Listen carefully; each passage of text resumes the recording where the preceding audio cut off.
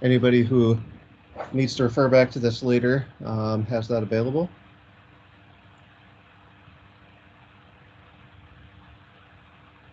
Yeah, if you would click that link and get signed in, that would be excellent. Okay. So today's topic is Chromebook tips and tricks. Not everybody has really had extensive experience with Chromebooks, and one of the things that I actually found out this morning is that for the year 2020, Chromebooks are now the second most popular operating system by market share. So that means that Chromebooks are actually more popular now than Mac computers are. Um, Now, the interesting thing about that is actually Macs saw growth in 2020. So all of that market share is coming from Windows devices. So apparently Windows is not very popular in the educational sector, and that's where there was like the most growth for 2020. So yeah, the second most popular operating system for a computer now is Chrome OS. So it is important, all the more important now to sort of know what's going on, know how to get around in a Chromebook than it has been in previous years. So we're going to start off with like the very basics, and that is logging into a Chromebook. Basically, the login screen, we have like a custom login screen set up for student devices, which only allow students to log in with wilsonschools.org email addresses. Now, if you're working with students who are still bringing devices from home and they happen to be working on a Chromebook, it is possible for them to still log in using um, a personal Gmail account with their Chromebook. So there are a couple of things that I am going to show that do depend on being logged in with your school account.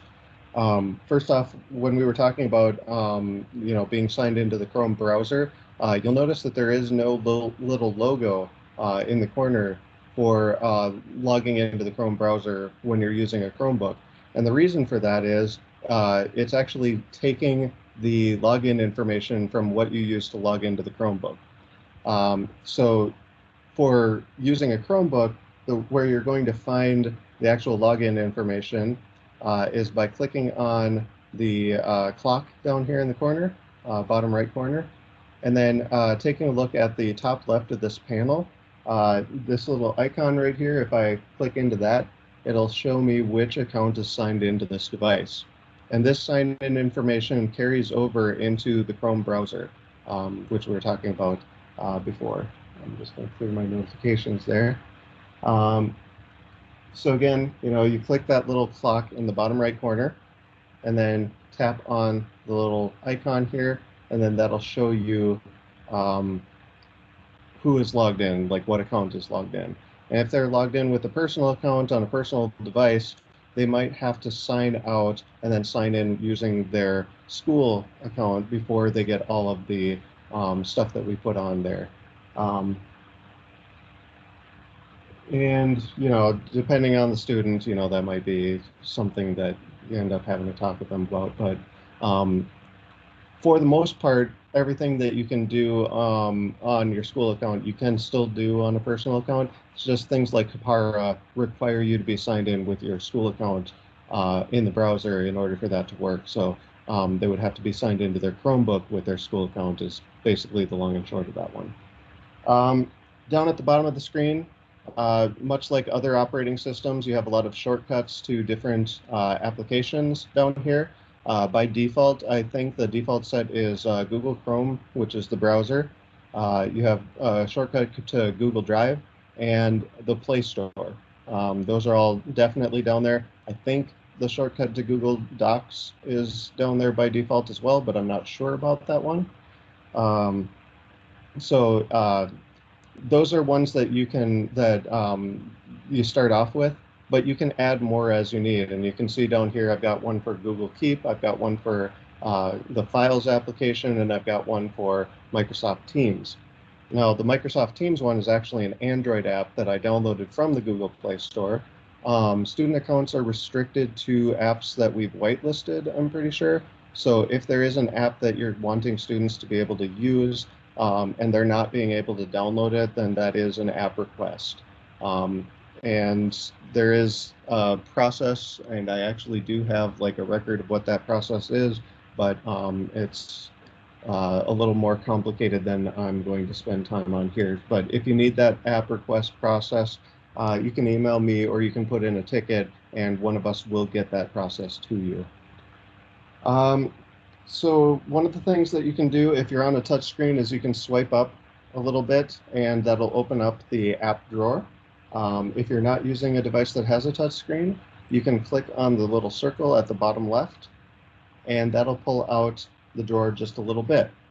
What you can see here is actually a search bar that allows you to search for files on your device, apps, settings, web pages.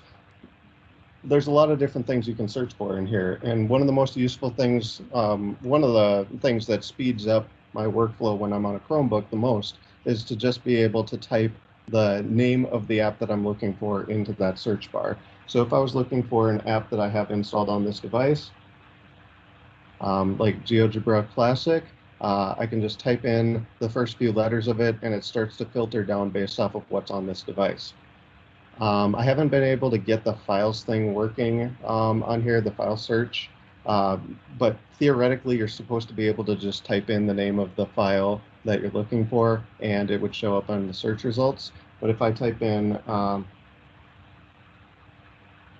Chromebook, you can see here that I tried in the past to search for Chromebook tips and tricks, which is a file that I've been working off of as I was planning this presentation. But you can see that that doesn't show up. Instead, I'm just getting search terms for the web. So your mileage may vary on whether or not that actually finds files that you're looking for. Now, going on, continuing like I'm using the mouse, if I want to get to that app drawer while I'm using the mouse, I have to click this little up arrow in order to pull out the entire app drawer. But then I can use a two-fingered touch on the touchpad and scroll up or down to move from page to page. Or you can press the arrow keys to cycle through the different apps. If you've got touch enabled, it works very similar to Android or the iOS app drawers. Very similar feel to what you get on mobile operating systems. But I personally, I don't like to move my hand off the trackpad too often, so I use two fingers to scroll, and that just allows me to quickly scroll just by using the trackpad. Now, you can click and drag files or apps to move them around. It's a little touchy at times, but you know, it's a pretty good way of organizing things. And if you click and drag one app on top of the other, you can turn that into a folder. It just automatically puts both of those apps together into a folder. And then you click into that so that you can actually see all the apps that are in that folder. And that's useful if you've got like a bunch of apps that are things that you're not frequently opening, or you want to combine a whole bunch of apps into the same place. Like say maybe you want all the Google tools in one place. Very convenient to have it in a folder, and then you can just click into that folder to find all of the Google apps that you put into it. Or you can use it, you know, just to sort of tidy up. You know, it's very customizable, and you can sort of do what you want to do with that.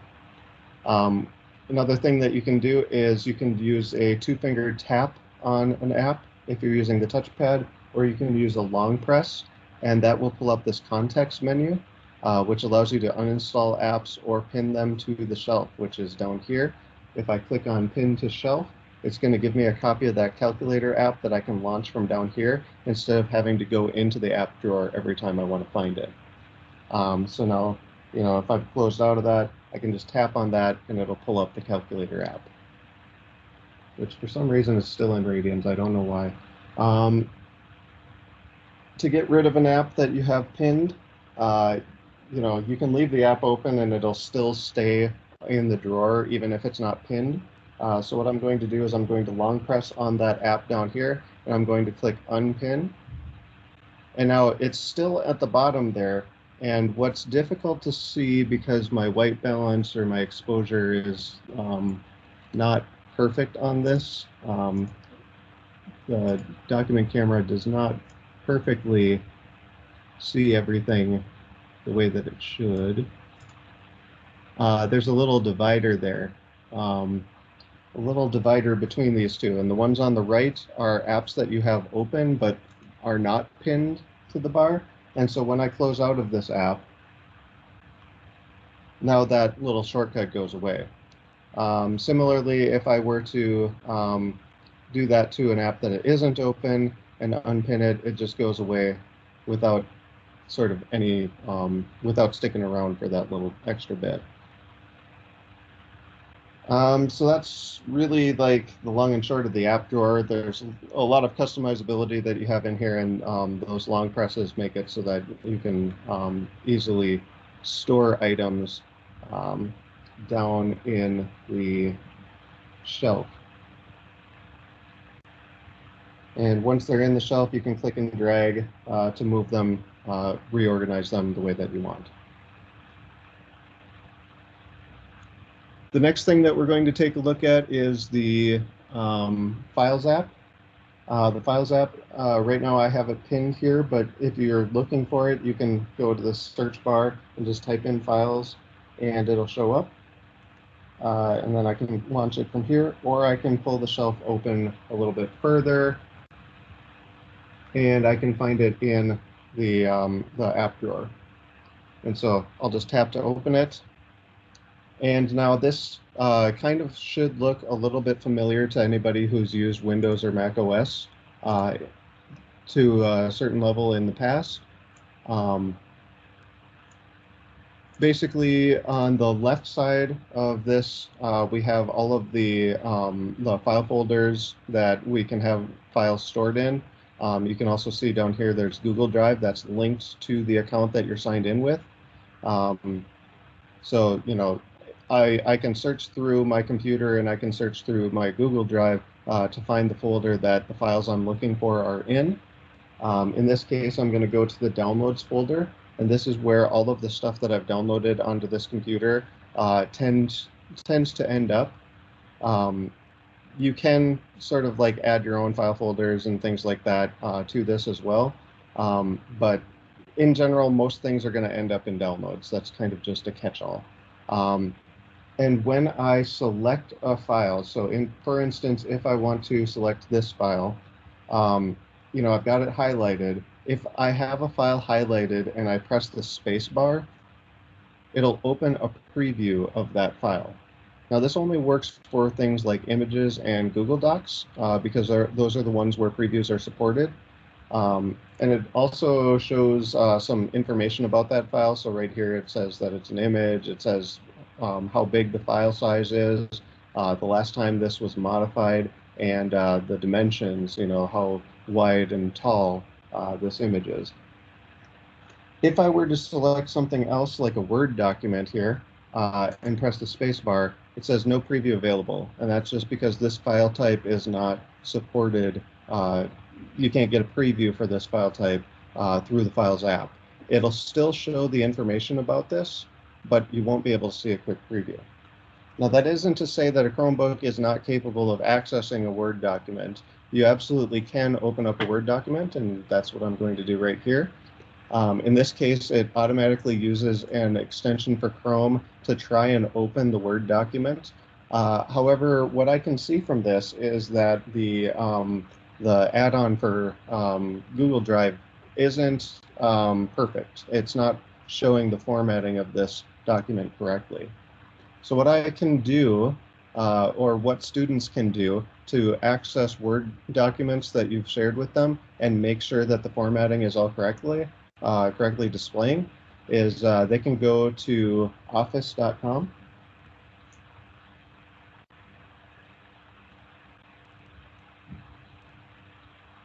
And then when when they get signed in with their school account, then they can go to the online version of Microsoft Word. And what this will allow you to do is if you go down to this upload button, once you click on that, It gives you the ability to select a Word document, and then you click Open, and it's going to upload that file to the online version of Microsoft Word. Now, I've done that earlier with this file, and you can see that if I click into that, it's going to take a little bit to load, and it doesn't show up correctly at first, but after a while, it's going to look exactly the same way that it does on the desktop version, which isn't to say that this document is formatted perfectly. The background image isn't exactly the correct size to match the text that's going over it, but that's the same issue that I have when I open this file on the desktop version on my Mac. So it looks exactly the same as it does in the full versions of Microsoft Word. Is basically the long and short of that. So yeah, I'll close out of these.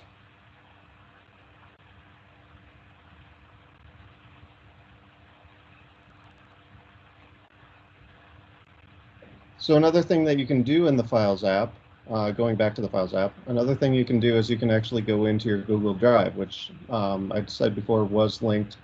It is linked to the user that is currently logged in. So if they're logged in with a personal account on a personal device, their personal Google Drive is going to be what it looks for, which is why it is preferred for them to be signed into their Chromebook with their school account, even if it is a personal device.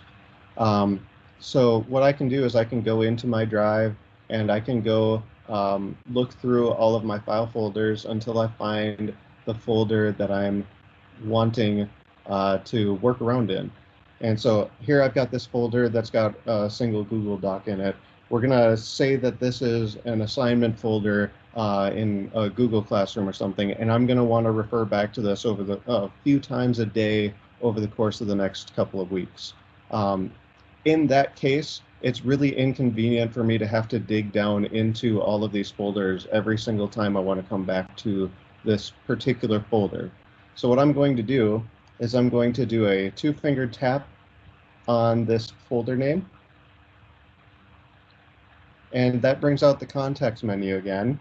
And one of the options that I have in here is pin folder.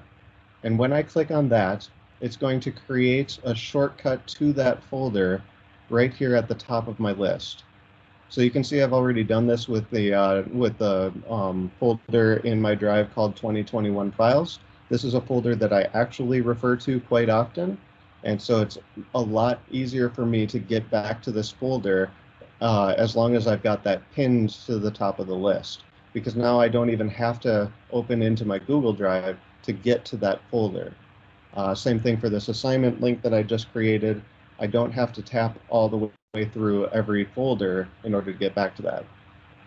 Once I'm done with this shortcut, if I don't need that shortcut anymore, I can do a two-finger tap on the touchpad to pull up the context menu, and then I'll click Unpin Folder. And that's going to remove that folder from my shortcuts. And again, this is a Google Doc right here, so if I press space while I've got it highlighted, it'll show a quick preview of what that document looks like. So that's a really handy thing to have when you're looking through the Documents folder through the Files app. So the next thing that we're going to take a look at is some desktop management.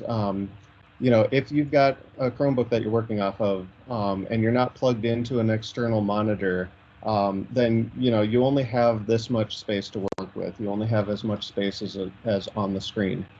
And so if you've got multiple windows open, it can be a little bit tricky to switch between them. And you can switch between, like, say I've got 3 different instances of Google Chrome open. If I click on there, it'll show me all 3 instances that I have open.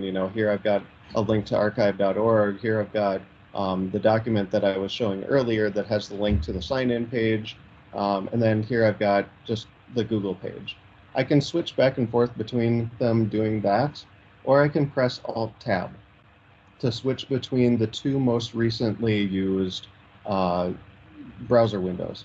And this would be like if I had the calculator app open. Um,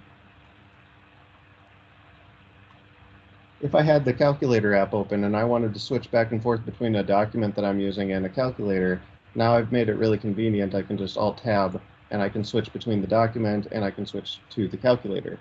Now, if I hold down Alt and I press Tab once and let go of Tab but don't let go of Alt, so I'm still holding down the Alt key, it's showing every um, it's showing every window that I have open in this sort of scroll. And so each time I press tab, it's going to move the highlighter one over to the right.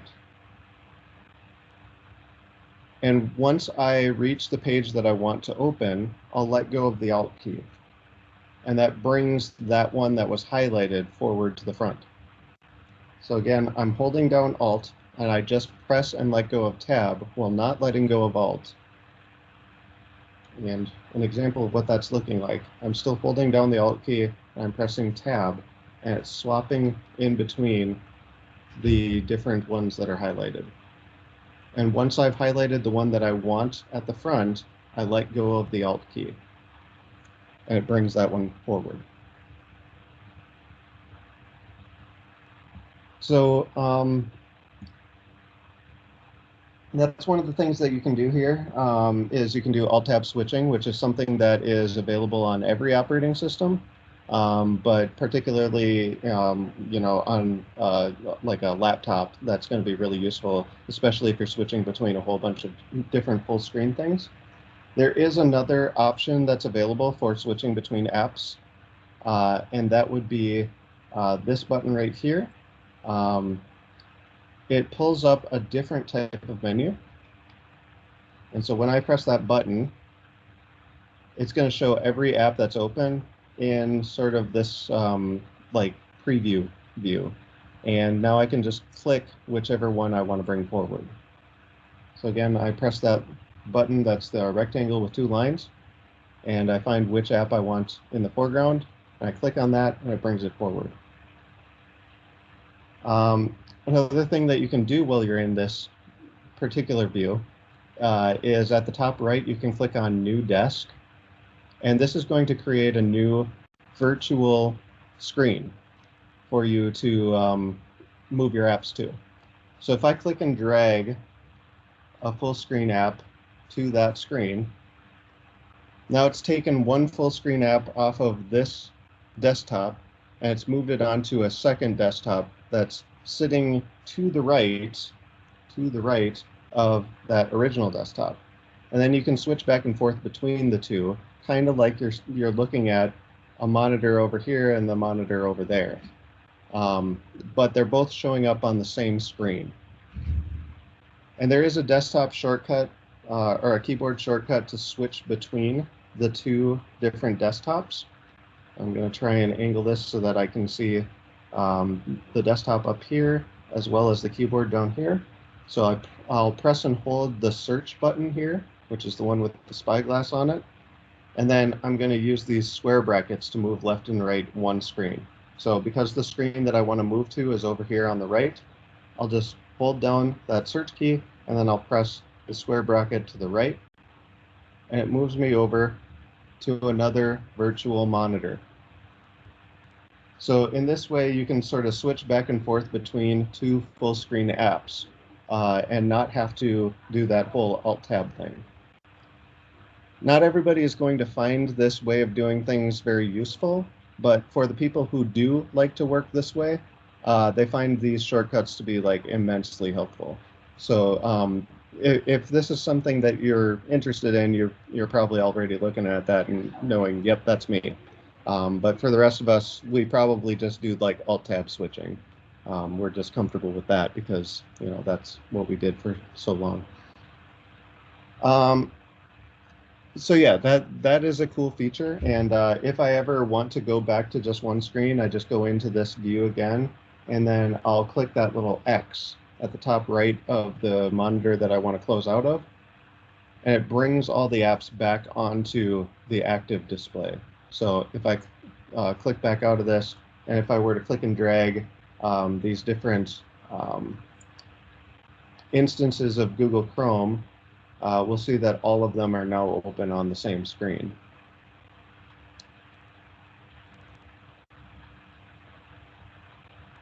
So it's kind of just a way of getting more monitor real estate, uh, while not actually plugging into external monitors. So, you know, something that some people really find useful. Now, if I click and drag a copy of an app over to the left or the right, once I've dragged it over all the way to the edge, you'll see that it highlights half of the screen. So if I let go right now, it resizes the window to fill the highlighted half of the screen. So I'll go ahead and I'll do that again with this window, and I'll move it over to the right side, and you'll see it fills the entire right side of the screen. Now that alone is pretty cool. It'll allow you to like work on a document while having your grading panel open over here. But if you hover your mouse cursor over the seam for a little bit, you see that little handle pop up.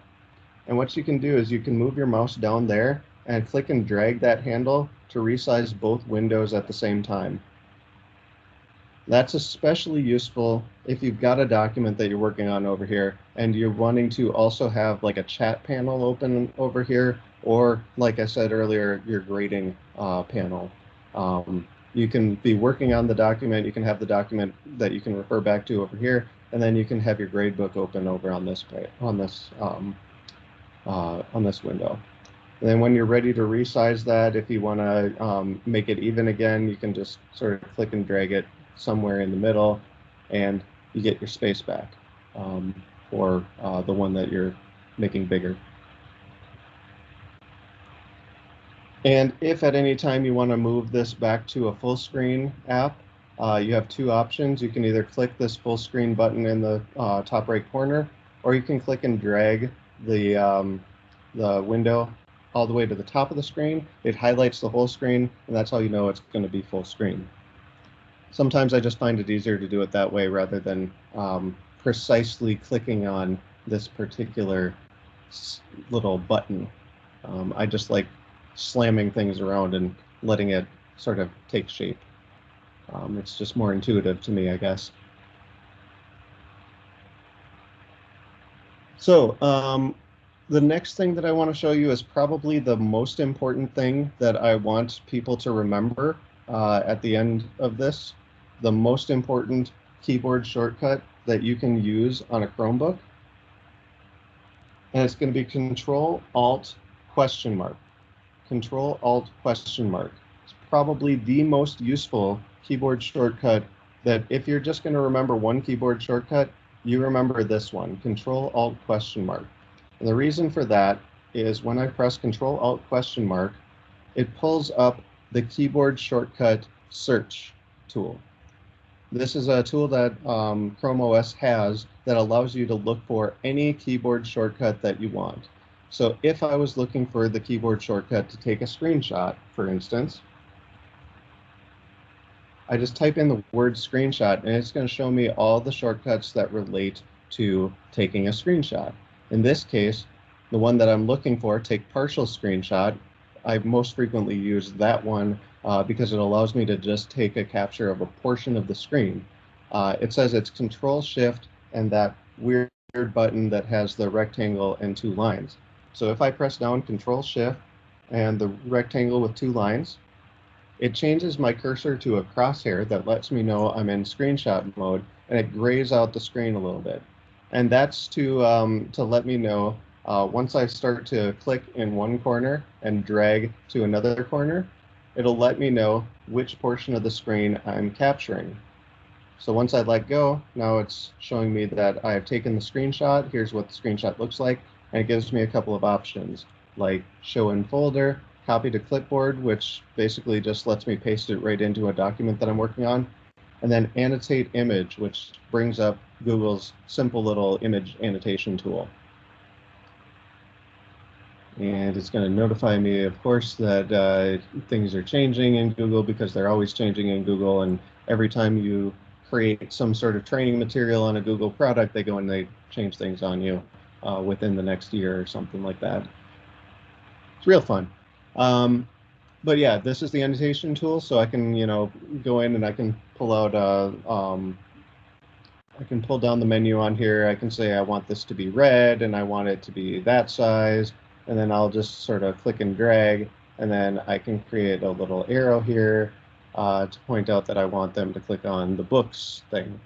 And then if I'm satisfied with this image, I'll click the three dots and I'll click export as image, and it'll save a copy of this to my downloads folder. So if I click show in folder on this one, it'll show my downloads folder with the screenshot that I just took being here, and ink.png being the screenshot that I just annotated with the little arrow.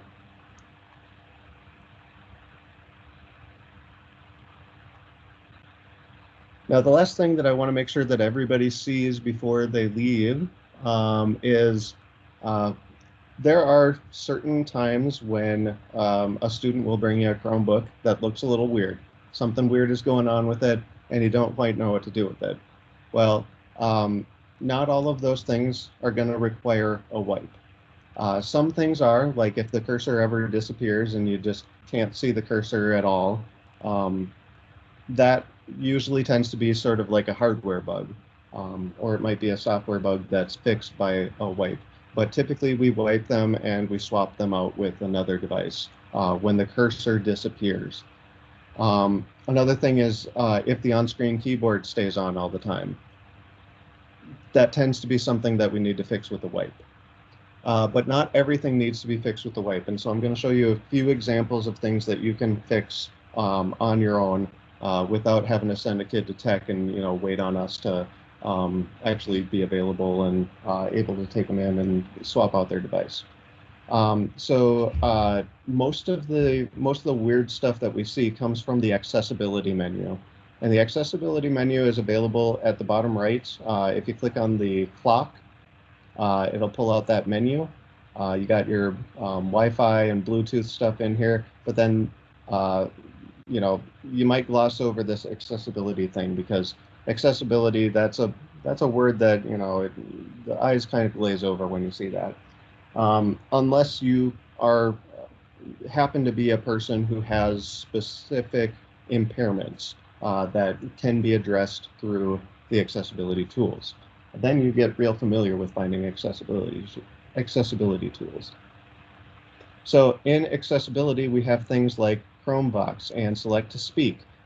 These will make your computer talk to you. Chromebox will read off every piece of text that's visible on the screen, which really annoys the elementary school teachers in particular. Select to Speak does kind of the same thing, except it's just when you highlight something. Dictation can be useful for students who like break their hand or something and can't type for a while. They can turn on dictation mode and they can still write out their papers. That's not something that's usually all that confusing to people when they see it happen, but it is good to know that that's there because kids in sports get hurt, and sometimes they do need to have that available. This one, kids love playing with this one, especially like the elementary school kids love playing with this one. High contrast mode. If you ever see a Chromebook that looks like this, that's in the accessibility menu. Just look for the check mark next to high contrast mode and then select it to get it back to normal. Another one that freaks people out is the full screen magnifier. And when I select that, it zooms in on just a portion of the screen. Now, what you notice when you see this is that the bar that's constantly at the bottom is no longer there. And so people don't know how to get to that sometimes when they see this. And the trick to it is when you move your cursor to the edge of the screen, it'll move the portion of the screen that's visible to follow the cursor. So all you have to do is move the big old cursor to the bottom right of the screen and just keep dragging until you get all the way to the clock. Then you can click on the clock, click on accessibility, and then disable full screen magnifier. Similarly, the docked magnifier also confuses people because it takes up the top third of the screen, and now there's all of a sudden two cursors visible. That throws some people for a loop. So just know that this is under the clock menu, accessibility, and it's called docked magnifier. And once you find it, you can just click it to remove that from the screen. The last accessibility setting that we're going to take a look at isn't actually something that you can see. It's called sticky keys. And what that'll do is once you have sticky keys enabled, if you press down a key like Shift or Control or Alt and let go without typing anything else, it will remember that you pressed that key, and then the next letter that you type will be affected by that key that you pressed. So for example, if I press and release Shift while Sticky Keys is active, the next letter that I'm going to type will be a capital letter, even if I'm not currently holding down the Shift key while I type that letter. So that can be kind of a confusing behavior to see, as like, oh, every so often when I'm typing things out, I get like two capital letters in a row, or I get a capital letter when I didn't mean there to be a capital letter. That's probably sticky keys. Same thing for like if you press down and release Control without typing a letter, and then the next letter that you type is going to be some sort of keyboard shortcut. So if the next word happened to start with the letter C, the letter C won't show up, but it'll copy everything that's highlighted on that page. Or yeah, everything that's highlighted will be copied, and then the word you'll continue typing without that letter C. So that's sticky keys. It's not something that's very visible, but it is something that can have a bizarre impact on your experience in using a computer if you don't know that that's enabled. So that pretty much covers everything that I was going to show off today. If anybody has any questions relating to Chromebooks or anything that you're curious about or want to take another look at, feel free to unmute yourself and ask the question, or you can type it in the chat. I will stop recording at this time so that we don't have to worry about anybody later on seeing any questions.